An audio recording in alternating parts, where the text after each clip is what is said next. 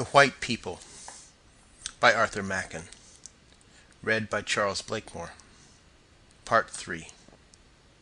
Nurse said there was once a young lady of the high gentry who lived in a great castle, and she was so beautiful that all the gentlemen wanted to marry her, because she was the loveliest lady that anybody had ever seen, and she was kind to everybody, and everybody thought she was very good. But though she was polite to all the gentlemen who wished to marry her, she put them off, and said she couldn't make up her mind, and she wasn't sure she wanted to marry anybody at all. And her father, who was a great lord, was angry, though he was so fond of her, and he asked her why she wouldn't choose a bachelor out of all the handsome young men who came to the castle. But she only said that she didn't love any of them very much, and she must wait, and if they pestered her, she said she would go and be a nun in a nunnery. So all the gentlemen said they would go away and wait for a year and a day, and when a year and a day were gone, they would come back again, and ask her to say which one she would marry. So the day was appointed, and they all went away. And the lady had promised that in a year and a day it would be her wedding day with one of them. But the truth was that she was the queen of the people who danced on the hill on summer nights, and on the proper nights she would lock the door of her room, and she and her maid would steal out of the castle by a secret passage that only they knew of, and go away up to the hill in the wild land. And she knew more of the secret things than anyone else, and more than anyone knew before or after, because she would not tell anybody the most secret secrets. She knew how to do all the awful things, how to destroy young men, and how to put a curse on people, and other things that I could not understand. And her real name was the Lady Avalon, but the dancing people called her Cassap, which meant somebody very wise in the old language. And she was whiter than any of them, and taller, and her eyes shone in the dark like burning rubies. And she could sing songs that none of the others could sing, and when she sang, they all fell down on their faces and worshipped her. And she could do what they called shib show, which was a very wonderful enchantment. She would tell the great lord, her father, that she wanted to go into the woods to gather flowers, so he let her go. And she and her maid went into the woods where nobody came, and the maid would keep watch. Then the lady would lie down under the trees and begin to sing a particular song. And she stretched out her arms, and from every part of the wood great serpents would come, hissing and gliding in and out among the trees, and shooting out their forked tongues as they crawled up to the lady. And they all came to her and twisted round her body and her arms and her neck, till she was covered with writhing serpents, and there was only her head to be seen. And she whispered to them, and she sang to them, and they writhed round and round, faster and faster, till she told them to go. And they all went away directly back to their holes, and on the lady's breast there would be a most curious, beautiful stone, shaped something like an egg, and colored dark blue and yellow and red and green, marked like a serpent's scales. It was called a glame stone, and with it one could do all sorts of wonderful things, and the nurse said her great-grandmother had seen a glame stone with her own eyes, and it was for all the world shiny and scaly like a snake. And the lady could do a lot of other things as well, but she was quite fixed that she would not be married. And there were a great many gentlemen who wanted to marry her, but there were 5 of them who were chief, and their names were Sir Simon, Sir John, Sir Oliver, Sir Richard, and Sir Rowland. All the others believed she spoke the truth, and that she would choose one of them to be her man, when a year and a day was done. It was only Sir Simon, who was very crafty, who thought she was deceiving them all, and he vowed he would watch and try if he could find out anything. And though he was very wise, he was very young, and he had a smooth, soft face like a girl's, and he pretended, as the rest did, that he would not come to the castle for a year and a day, and he said he was going away beyond the sea to foreign parts. but he really only went a very little way, and came back dressed like a servant girl, and so he got a place in the castle to wash the dishes. And he waited and watched, and he listened and said nothing, and he hid in dark places, and woke up at night and looked out, and he heard things and he saw things that he thought were very strange. And he was so sly that he told the girl that waited on the lady that he was really a young man, and that he had dressed up as a girl because he loved her so very much and wanted to be in the same house with her. And the girl was so pleased that she told him many things, and he was more than ever certain that the Lady Evelyn was deceiving him and the others. And he was so clever and told the servant so many lies that one night he managed to hide in the Lady Evelyn's room behind the curtains. And he stayed quite still and never moved, and at last the lady came. And she bent down under the bed and raised up a stone, and there was a hollow place underneath. And out of it she took a waxen image, just like the clay one that I and Nurse had made in the break. And all the time her eyes were burning like rubies. And she took the little wax doll up in her arms and held it to her breast, and she whispered and she murmured, and she took it up and she laid it down again, and she held it high and she held it low, and she laid it down again. And she said, "Happy is he that begat the bishop, that ordered the clerk, that married the man, that had the wife, that fashioned the hive, that harbored the bee, that gathered the wax that my own true love was made of." And she brought out of an aumbry a great golden bowl, and she brought out of a closet a great jar of wine, and she poured some of the wine into the bowl, and she laid her manikin very gently in the wine, and washed it in the wine all over. Then she went to a cupboard, and took a small round cake, and laid it on the image's mouth, and then she bore it softly and covered it up. And Sir Simon, who was watching all the time, though he was terribly frightened, saw the lady bend down and stretch out her arms and whisper and sing, and then Sir Simon saw beside her a handsome young man who kissed her on the lips. And they drank wine out of the golden bowl together, and they ate the cake together.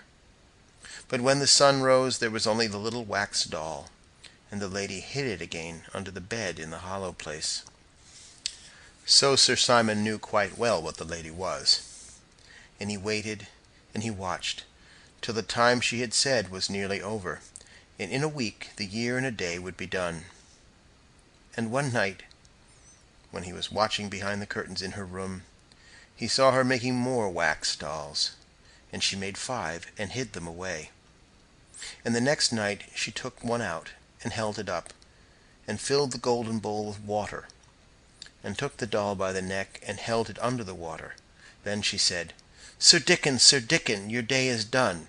You shall be drowned in the water wan." And the next day news came to the castle that Sir Richard had been drowned at the ford.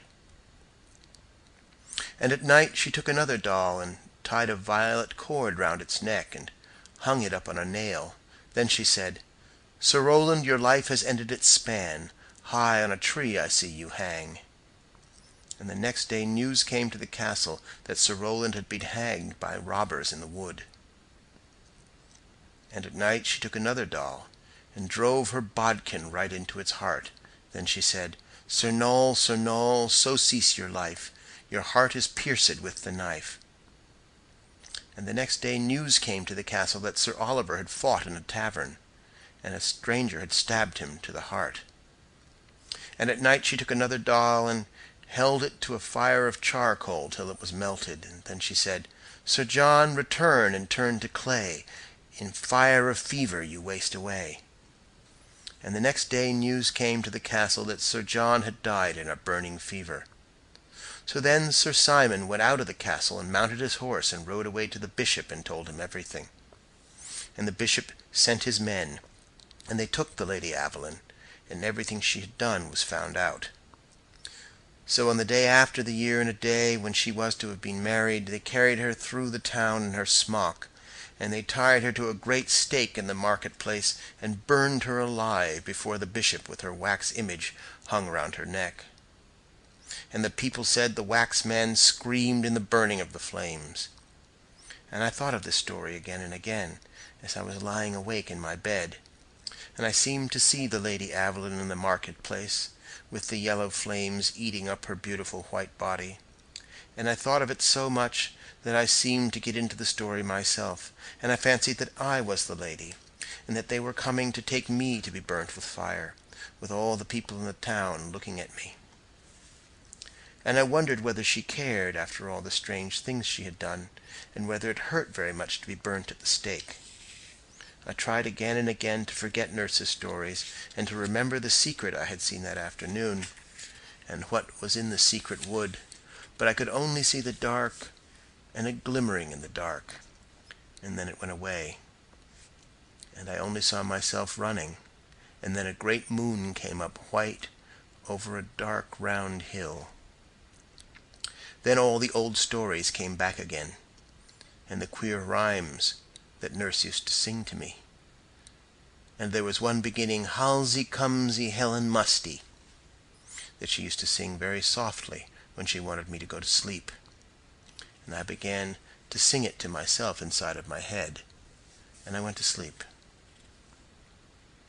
The next morning I was very tired and sleepy, and could hardly do my lessons, and I was very glad when they were over and I had my dinner, as I wanted to go out and be alone. It was a warm day, and I went to a nice turfy hill by the river, and sat down on my mother's old shawl that I had brought with me on purpose. The sky was gray like the day before, but there was a kind of white gleam behind it, and from where I was sitting I could look down on the town, and it was all still and quiet and white, like a picture. I remembered that it was on that hill that Nurse taught me to play an old game called Troy Town, in which one had to dance and wind in and out on a pattern in the grass. And then when one had danced and turned long enough, the other person asks you questions, and you can't help answering whether you want to or not, and whatever you are told to do, you feel you have to do it. Nurse said there used to be a lot of games like that some people knew of. And there was one by which people could be turned into anything you liked. And an old man her great-grandmother had seen had known a girl who had been turned into a large snake. And there was another very ancient game of dancing and winding and turning, by which you could take a person out of himself and hide him away as long as you liked, and his body went walking about quite empty without any sense in it. But I came to that hill because I wanted to think of what had happened the day before, and of the secret of the wood. From the place where I was sitting I could see beyond the town, into the opening I had found, where a little brook had led me into an unknown country. And I pretended I was following the brook over again, and I went all the way in my mind, and at last I found the wood and crept into it under the bushes, and then in the dusk I saw something that made me feel as if I were filled with fire, as if I wanted to dance and sing and fly up into the air, because I was changed and wonderful. But what I saw was not changed at all, and had not grown old. And I wondered again and again how such things could happen, and whether Nurse's stories were really true, because in the daytime, in the open air, everything seemed quite different from what it was at night, when I was frightened and thought I was to be burned alive. I once told my father one of her little tales, which was about a ghost, and asked him if it was true, and he told me it was not true at all, and that only common ignorant people believed in such rubbish. He was very angry with Nurse for telling me the story, and scolded her, and after that I promised her I would never whisper a word of what she told me, and if I did I should be bitten by the great black snake that lived in the pool in the wood. And all alone on the hill I wondered what was true. I had seen something very amazing and very lovely, and I knew a story, and if I had really seen it and not made it up out of the dark, and the black bough, and the bright shining that was mounting up to the sky from over the great round hill, but had really seen it in truth, then there were all kinds of wonderful and lovely and terrible things to think of, so I longed and trembled, and I burned and got cold. And I looked down on the town, so quiet and still, like a little white picture, and I thought over and over if it could be true. I was a long time before I could make up my mind to anything. There was such a strange fluttering at my heart that seemed to whisper to me all the time that I had not made it up out of my head, and yet it seemed quite impossible, and I knew my father and everybody would say it was dreadful rubbish. I never dreamed of telling him or anybody else a word about it, because I knew it would be of no use, and I should only get laughed at or scolded, so for a long time I was very quiet, and went about thinking and wondering. And at night I used to dream of amazing things, and sometimes I woke up in the early morning and held out my arms with a cry. And I was frightened, too, because there were dangers, and some awful thing would happen to me unless I took great care, if the story were true. These old tales were always in my head, night and morning, and I went over them, and told them to myself over and over again, and went for walks in the places where Nurse had told them to me. And when I sat in the nursery by the fire in the evenings, I used to fancy Nurse was sitting in the other chair, and telling me some wonderful story in a low voice, for fear anybody should be listening. But she used to like best to tell me about things when we were right out in the country, far from the house, because she said she was telling me such secrets, and walls have ears. And if it was something more than ever secret, we had to hide in brakes or woods. And I used to think it was such fun creeping along a hedge and going very softly, and then we would get behind the bushes or run into the wood all of a sudden when we were sure that none was watching us. So we knew that we had our secrets quite all to ourselves, and nobody else at all knew anything about them. Now and then, when we had hidden ourselves as I have described, she used to show me all sorts of odd things. One day, I remember, we were in a hazel brake overlooking the brook, and we were so snug and warm as though it was April. The sun was quite hot, and the leaves were just coming out. Nurse said she would show me something funny that would make me laugh, and then she showed me, as she said, how one could turn a whole house upside down without anybody being able to find out, and the pots and pans would jump about, and the china would be broken, and the chairs would tumble over of themselves.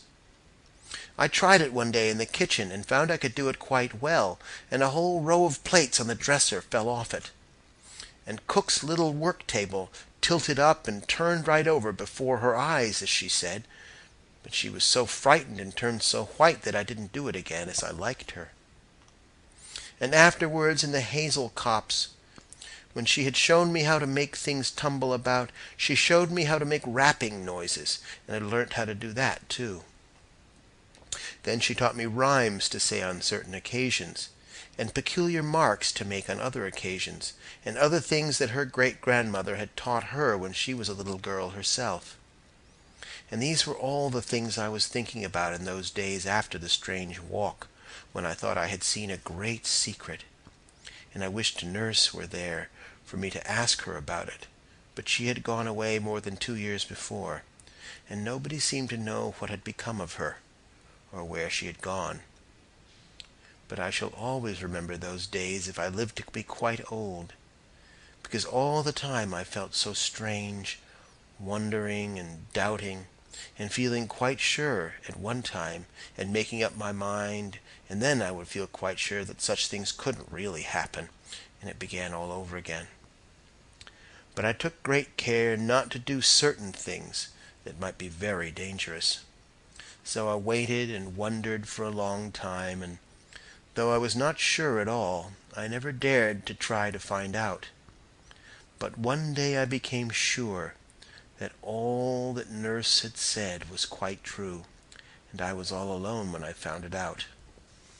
I trembled all over with joy and terror, and as fast as I could I ran into one of the old brakes where we used to go.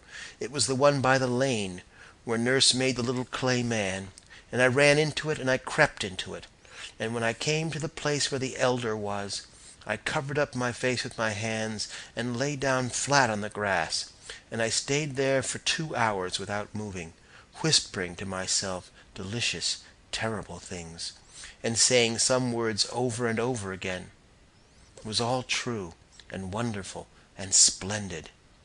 And when I remembered the story I knew and thought of what I had really seen, I got hot and I got cold, and the air seemed full of scent and flowers and singing. And first I wanted to make a little clay man like the one Nurse had made so long ago. And I had to invent plans and stratagems, and to look about, and to think of things beforehand, because nobody must dream of anything that I was doing or going to do. And I was too old to carry clay about in a tin bucket. At last I thought of a plan, and I brought the wet clay to the break and did everything that Nurse had done, only I made a much finer image than the one she had made. And when it was finished, I did everything that I could imagine, and much more than she did, because it was the likeness of something far better. And a few days later, when I had done my lessons early, I went for the second time by the way of the little brook that had led me into a strange country. And I followed the brook, and went through the bushes, and beneath the low branches of trees, and up thorny thickets on the hill, and by dark woods full of creeping thorns, a long, long way. Then I crept through the dark tunnel where the brook had been, and the ground was stony, till at last I came to the thicket that climbed up the hill, and though the leaves were coming out upon the trees, everything looked almost as black as it was on the first day that I went there. And the thicket was just the same, and I went up slowly till I came out on the big bare hill, and began to walk among the wonderful rocks. I saw the terrible Voor again on everything, for though the sky was brighter, the ring of wild hills all around was still dark, and the hanging woods looked dark and dreadful, and the strange rocks were as gray as ever. And when I looked down on them from the great mound, sitting on the stone, I saw all their amazing circles and rounds within rounds, and I had to sit quite still and watch them as they began to turn about me, and each stone danced in its place, and they seemed to go round and round in a great whirl, as if one were in the middle of all the stars and heard them rushing through the air. So I went down among the rocks to dance with them and to sing extraordinary songs, and I went down through the other thicket and drank from the bright stream in the close and secret valley, putting my lips down to the bubbling water. And then I went on till I came to the deep brimming well among the glittering moss, and I sat down. I looked before me into the secret darkness of the valley, and behind me was the great high wall of grass, and all around me there were the hanging woods that made the valley such a secret place. I knew there was nobody here at all besides me, and that no one could see me. So I took off my boots and stockings and let my feet down into the water, saying the words that I knew. It was not cold at all, as I expected, but warm and very pleasant, and when my feet were in it I felt as if they were in silk, or as if the nymph were kissing them. So when I had done, I said the other words and made the signs, and then I dried my feet with a towel I had brought on purpose, and put on my stockings and boots. Then I climbed up the steep wall, and went into the place where there were the hollows, and the two beautiful mounds, and the round ridges of land, and all the strange shapes. I did not go down into the hollow this time, but I turned at the end, and made out the figures quite plainly, as it was lighter, and I had remembered the story I had quite forgotten before, and in the story the two figures are called Adam and Eve, and only those who know the story understand what they mean. So I went on till I came to the secret wood which must not be described, and I crept into it by the way I had found. And when I had gone about half-way I stopped and looked round and got ready, and I bound the handkerchief tightly round my eyes, and made quite sure that I could not see at all, not a twig, nor the end of a leaf, nor the light of the sky, as it was an old red silk handkerchief with large yellow spots that went round twice and covered my eyes, so that I could see nothing. Then I began to go on, step by step, very slowly. My heart beat faster and faster, and something rose in my throat that choked me and made me want to cry out, but I shut my lips and went on. Boughs caught in my hair as I went, and great thorns tore me, but I went on to the end of the path. Then I stopped, and held up my arms and bowed. And I went round the first time, feeling with my hands, and there was nothing. I went round the second time, feeling with my hands, and there was nothing. Then I went round the third time, feeling with my hands, and the story was all true. And I wished that the years were gone by, and that I had not so long a time to wait before I was happy for ever and ever. Nurse must have been a prophet like those we read of in the Bible. Everything that she said began to come true, and since then other things that she told me of have happened. That was how I came to know that her stories were true, and that I had not made up the secret myself out of my own head. But there was another thing that happened that day. I went a second time to the secret place. It was at the deep brimming well, and when I was standing on the moss I bent over and looked in, and then I knew who the white lady was that I had seen come out of the water in the wood long ago when I was quite little. And I trembled all over, because that told me other things. Then I remembered how, some time after I had seen the white people in the wood, Nurse asked me more about them, and I told her all over again, and she listened, and said nothing for a long, long time. And at last she said, "You will see her again." So I understood what had happened and what was to happen. And I understood about the nymphs, how I might meet them in all kinds of places, and they would always help me, and I must always look for them, and find them in all sorts of strange shapes and appearances. And without the nymphs I could never have found the secret, and without them none of the other things could happen. Nurse had told me all about them long ago, but she called them by another name, and I did not know what she meant, or what her tales of them were about, only that they were very queer. And there were two kinds, the bright and the dark, and both were very lovely and very wonderful, and some people saw only one kind, and some only the other, but some saw them both. But usually the dark appeared first, and the bright ones afterwards. And there were extraordinary tales about them. It was a day or two after I had come home from the secret place that I first really knew the nymphs. Nurse had shown me how to call them, and I had tried, but I did not know what she meant, and so I thought it was all nonsense. But I made up my mind I would try again. So I went to the wood where the pool was, where I saw the white people, and I tried again. The dark nymph, Alana, came, and she turned the pool of water into a pool of fire.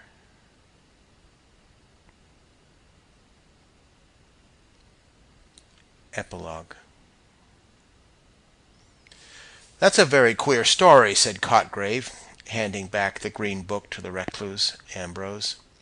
"I see the drift of a good deal, but there are many things I do not grasp at all. On the last page, for example, what does she mean by nymphs?" "Well, I think there are references throughout the manuscript to certain processes, which have been handed down by tradition from age to age. Some of these processes are just beginning to come within the purview of science, which has arrived at them, or rather at the steps which lead to them, by quite different paths. I have interpreted the reference to nymphs as a reference to one of these processes." "And you believe that there are such things?" "Oh, I think so. Yes, I believe I could give you convincing evidence on that point." "I'm afraid you've neglected the study of alchemy." "It is a pity, for the symbolism, at all events, is very beautiful. And moreover, if you were acquainted with certain books on the subject, I could recall to your mind phrases which might explain a good deal in the manuscript which you have been reading." "Yes, but I want to know whether you seriously think that there is any foundation of fact behind these fancies. Is it not all a department of poetry, a curious dream with which man has indulged himself?" "I can only say that it is no doubt better for the great mass of people to dismiss it all as a dream.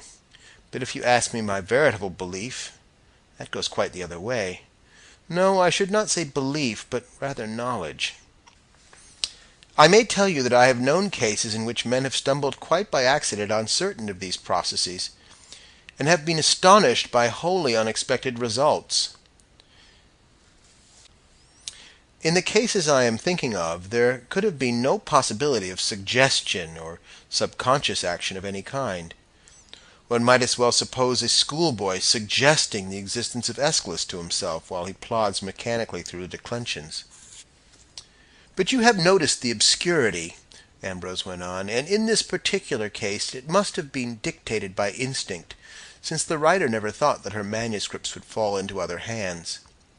But the practice is universal, and for most excellent reasons.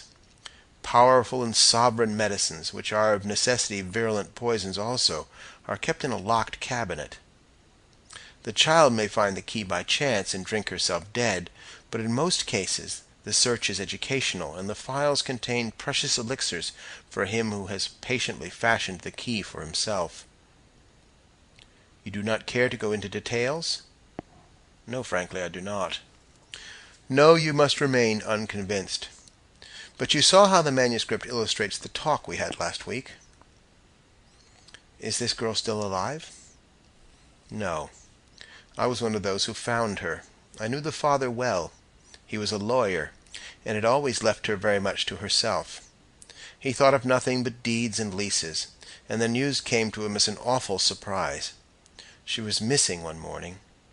I suppose it was about a year after she'd written what you have read.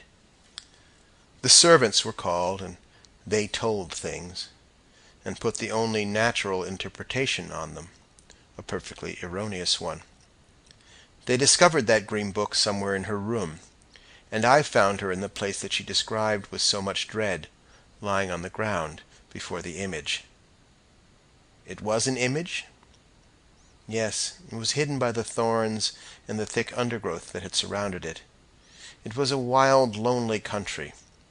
But you know what it was like by her description, though of course you will understand that the colors have been heightened. A child's imagination always makes the heights higher and the depths deeper than they really are. And she had, unfortunately for herself, something more than imagination. One might say, perhaps, that the picture in her mind, which she succeeded in a measure in putting into words, was the scene as it would have appeared to an imaginative artist. But it is a strange, desolate land." "And she was dead?" "Yes. She had poisoned herself. In time. No, there was not a word to be said against her in the ordinary sense. You may recollect a story I told you the other night about a lady who saw her child's fingers crushed by a window?"